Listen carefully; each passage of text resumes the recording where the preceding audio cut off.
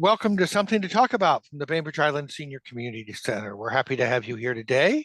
And we're going to be talking a little bit about one of the premier events of the year here on Bainbridge Island, the Grand Old Fourth.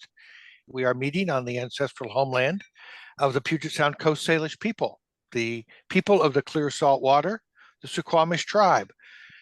Our neighbors have been living here since time immemorial, and we are grateful to learn from them how we can be better stewards of these lands and waters.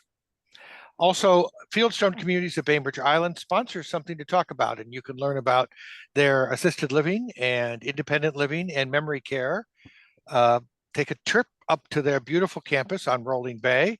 They'd be glad to treat you to a free meal and show you around. Randy or Jamie can help you out. Their number is 206-594-1010.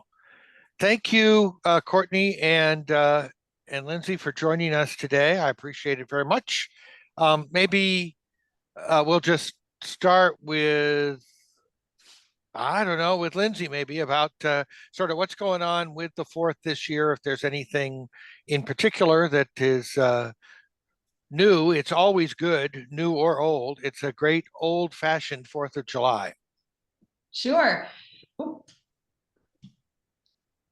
There we But go. First, we got you. Okay. I have two screens and I have to turn the volume up on both. Okay. Hi. So yes, this is my first Grand Old Fourth as executive director at the Bainbridge Chamber. Certainly not my first as a participant. I've been on the island almost 16 years. My three boys have participated in the parade many ways, and I've been part of various nonprofits and other organizations. So I've definitely had the attendee and viewers lens, which helps a ton. And I do bring more event planning background than I care to admit to this.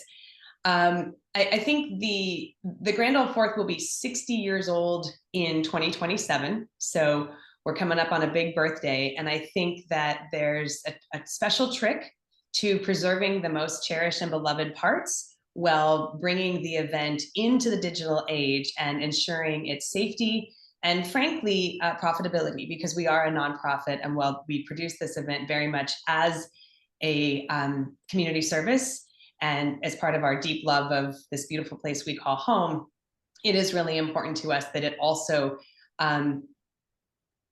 be a fundraiser so that we can continue to serve the community all year. In addition to being a membership-based organization, we do a number of things that are for the whole community, including workforce training and advocacy for a safe and thriving business environment that we all enjoy. So we are bringing that lens in a special way this year. And to that end, I want to encourage everyone to go have a beverage to celebrate the 4th, because the beer garden, many people don't realize, is our fundraising tool. Thanks very much to our generous sponsors. We have 11 Winery, Bainbridge Brewing, and Sisters Cider House, who give us product below wholesale. And then we charge sort of market rate, and that allows us to raise a nice chunk of money. And so please go have a lovely time in the beer, wine, and cider garden and support the 4th of July. The other thing we'll be doing is we have our license plate rims that are seen all over the island. Proceeds for those license plate rims go to our Chamber Foundation, which will also be in One Call for All for the first time ever, the Chamber Foundation. So we'll have an info booth at the street fair with free buttons and license plate rims for sale. So we're trying to tie together the importance of the Chamber's work with the 4th so that they're top of mind for folks as they're celebrating our nation's birthday and enjoying the community together. A couple important things to note that I think will be, if not new this year, then returning, are the free shuttle, which will be available at ACE with overflow parking across the street at Kitsap Bank. I think depending on years, there's sometimes been a shuttle, sometimes not, sometimes it's been a paid shuttle. This is a free shuttle with priority given to mobility challenged individuals. And so we are really grateful, speaking of your friends at Fieldstone Communities, to Fieldstone Communities and Bainbridge Senior Living for sponsoring, donating, I should say, their shuttles and drivers. And then Ace Hardware is actually serving as the sponsor of that shuttle. So we've had a great community coalescing around that. I think recognizing the importance of keeping our streets safe and clear and making it accessible for anybody who wants to attend.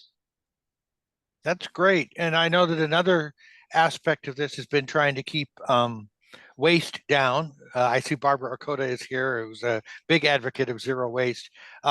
Are you thinking about how we can leave the smallest carbon footprint that we can with this huge gathering of humans?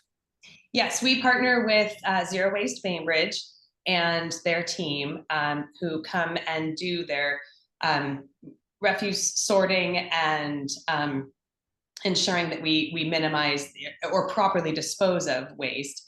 And then all participating street vendors are contacted and given zero waste as a resource that they can reach out to for some of their disposables so that they adhere to city standards. We also have another sponsorship with Bainbridge Disposal, who is providing us not only with the recycled dumpsters to be all throughout the parade and festival, but also with a stipend that we can give to youth at a nonprofit. And I believe we have it's the track and field team locked in. So the track and field team will be earning a little bit of money for their organization by participating in sort of garbage collection and movement from the parade down to our main bins. Great. And you are not able to do this all on your own as an organization, so you sure depend on all of us to pitch in and help. What are some of the key ways that people can volunteer? I love that question. It is perfectly timed. So let me back up a little by saying the best place for all things Grand Old Fourth is to go to our website, which is Grand Old number 4 th, not FOUR, number 4th.com. Whole new website there that includes schedule of event. We're also going to have a digital parade program. Speaking of reducing our footprint, we'll have QR codes all throughout the parade where you can scan and locate a festival map, see a digital parade program, and vote for your favorite entry.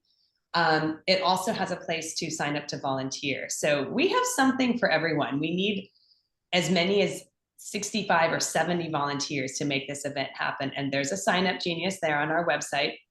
And it definitely still has spots available.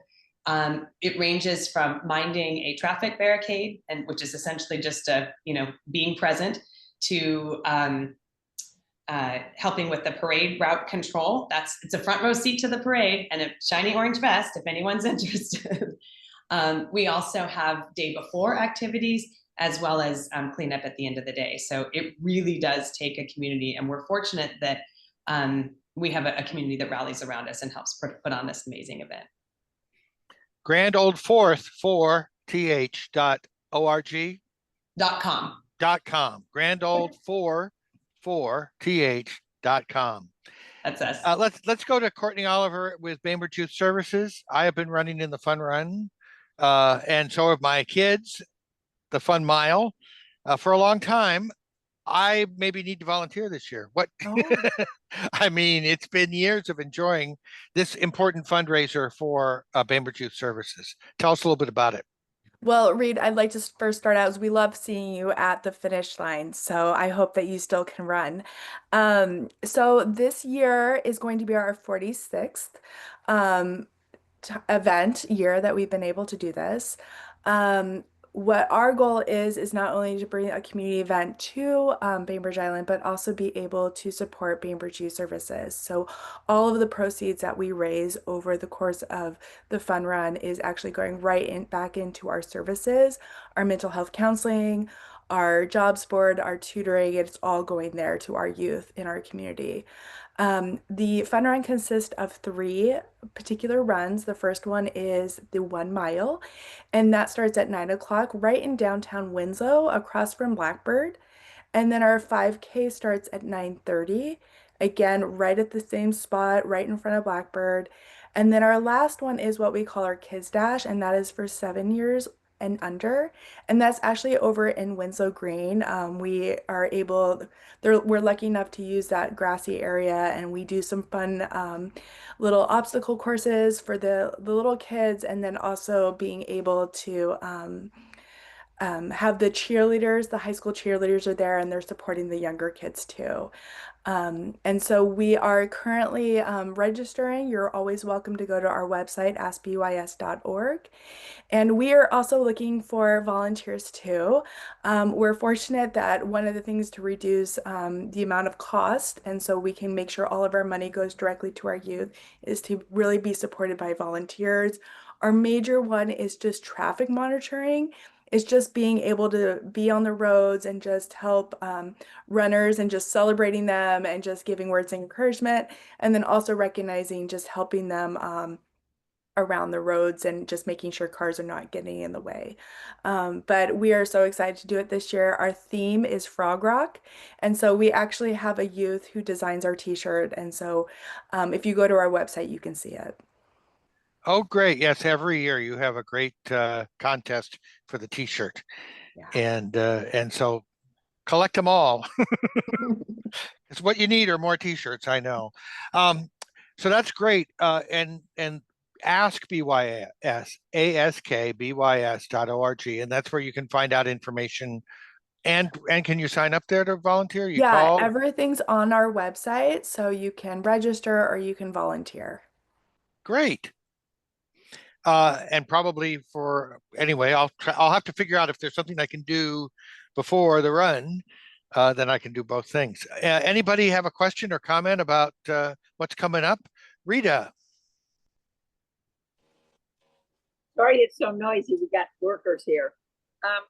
One of the things I wanted to say to Barbara, and maybe about just to the chamber too, about the trash. I mean, I know you guys do a great job, but over that whole weekend and even over this summer for the chamber, people are pretty good about putting stuff in. But I've been places where they have like cardboard a shape and they put a plastic bag in it for trash, because the trash cans get so overrun downtown, and people, you don't have a place to put it. And I know, like on the 4th of July, there's a lot of stuff, but there's a lot of people who got little kids, they're in a rush, they just want to get rid of their trash. And so I'm thinking, and this isn't just for the 4th, this is like on the weekends in the summertime, to do something. And I don't know who the right people are, but to get more trash cans or to get more places to put trash. It sounds like Barbara may have an city's answer doing. or at least some comment to your Okay. item. Barbara, we go to you. Or a snarky opinion. So for the overflowing trash, on the third, Zero Waste is working with BIDA this year to set up waste stations for that big loud party in the streets. And then we have maybe 10 or more discard stations all around at the 4th. And these are usually staffed by people. And when people don't get it right, we go in and sort it so it is correct. But in terms of any overflow with the actual trash cans, the city needs to be the one that you notify about that. We're not responsible for public area trash. So please let them know your concerns. I will. I'm going to send an email to the council, and just because it happens every summer, and we just need to do something about that. Agreed. I would echo my request that you send that same email. Yes, please. Yes. I will. Okay. Yeah, because we definitely have a lot of people who are coming to our island who don't know sort of where the trash is and are thinking about other things. Don't care. It's not their main concern, a lot of people. And so I'd rather have it at least in a receptacle where we could haul it off than having it overflowing in on the street. And if you're watching this after the fact, I'll put the link to the report website that the city has for things that they want to have fixed, because I know that they send the public works out to follow up on those things, because I've had to track down a few odd questions that have come up that nobody really knows the answer to. So that's a good way to report if you see an overflowing trash can sometime this summer. Beyond trash. Oh, yes, Barbara. So I have a question for Lindsay. And this is on behalf of the Senior Community Center. How wide a banner can we carry? We were thinking 8 feet, but then somebody was saying it shouldn't be more than 6 feet. So do you have a specific dimension for us so we don't order the wrong size?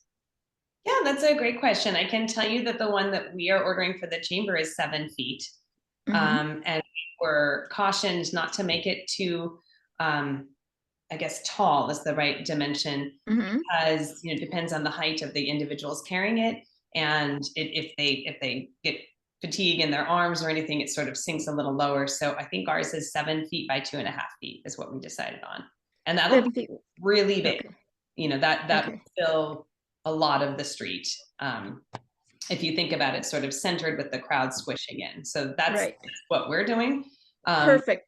Okay, lovely. Thank you very much. That was exactly the information I needed. So And the other thing that's changed over the past few years is that you're monitoring who is handing out stuff along that parade route to try to keep that to a minimum too.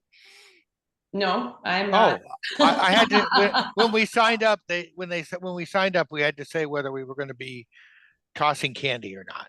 We just have to mention that in our permit. So yes, the truth is, I think there are many schools of thought on this island about yay candy, no candy. There has been a candy tax in the past.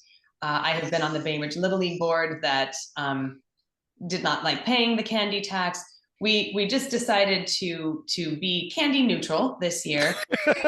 There's one parade fee, and there are scholarships available if a nonprofit is not in a position to pay that fee. We want everybody who is interested in the parade to be able to participate.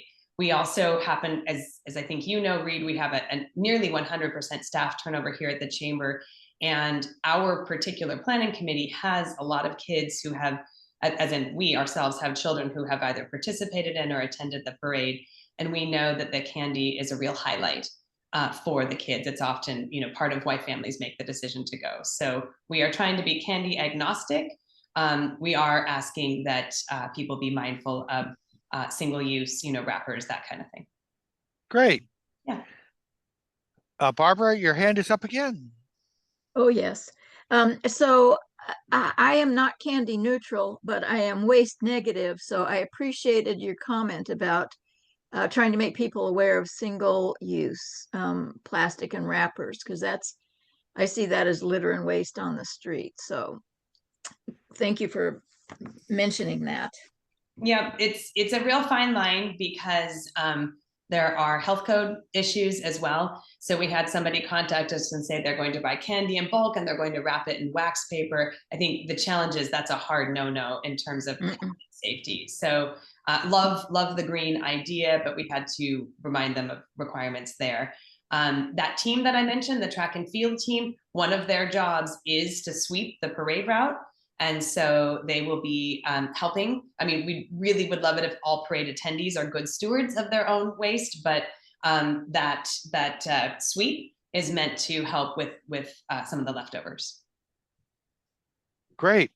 Well, I appreciate you both coming by and giving us a heads up and inviting the wider community to make sure that if they can spend an hour or two as part of their 4th of July, they can make it a safer and easier job for those of you who are helming this effort. So I know Courtney and I would both love that for sure. Good. Okay. Thank you very much. And I hope that it is not quite as warm on the 4th as it is today. It was hot. Hey, may I mention 2 more things, Reed, before you? Yeah, sure. Okay. I do have 2 more. I think that, it is popular with people of all ages. The classic car show is always one that I think is much enjoyed by members of the Senior Community Center. And that is sponsored by Fieldstone Communities again this year. Please help us encourage folks to get their vehicles registered. I think it has been a fairly casual roll-up situation in the past, which I love on principle, but we need waivers signed. And so we are really trying to nudge people toward, we have an online registration. They can come into our office and register if they prefer an analog approach. And the last thing is we are bringing back the pie eating contest. I say bringing back because legend has it there was one in the 80s. It's not really clear, but TNC is sponsoring a pie eating contest. And I think we're still envisioning this a little, and I think it will shake out more toward the end of this week or early next, but so that we don't have a free-for-all, because that would be really fun, but maybe dangerous. I think we're going to set it up as a fundraiser for, or an opportunity for organizations to win money for their organization. So we'll be looking for delegates from nonprofits around the island to come and give a go. Sort of like when you go on Celebrity Jeopardy and you're playing for a charity. The same kind of idea. So TNC is going to do this amazing pie spread. It'll be on the main stage, right at the top of the TNC parking lot there in the street fair, right after the parade. So it's on our schedule of events, but just so you all know, more information on that to come, but it should be really fun. That does sound like fun. Barbara. Sorry, I have one last question, which is, I have gotten somebody to loan us their golf cart so that some of our less ambulatory people can participate this year. And what do you need from us, and when do you need it, so that we can make sure that type of transportation gets into the senior community centers group? Do you mean it will be in the parade? Yeah. Yes. Because we have people that can't walk a mile. Yeah, it's great. We want them to join. You just drive it right up to Wallace Way and you stage it. Yeah. Okay. We already registered that a vehicle with a license plate and all that stuff. But I think we're in good shape for that, Barbara. Okay. We're looking forward to being once again in the parade. As you know, this is one of those things where everybody is both in the parade and watching it. You have to circle back so you can see what's behind you. It's a true hometown event. Thank you both. And as I said before, we really appreciate the hard work that goes into making this such a wonderful activity for all of us.